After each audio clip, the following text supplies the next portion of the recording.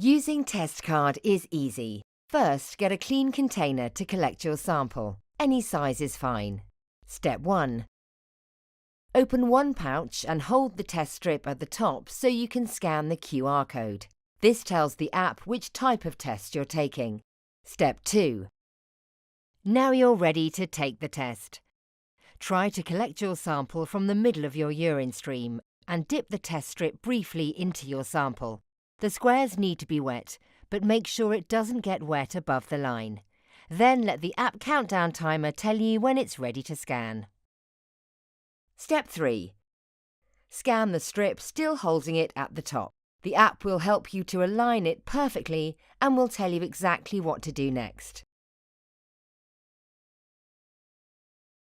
That's it. Your results are ready. And you can choose to share your results with health professionals if you want to.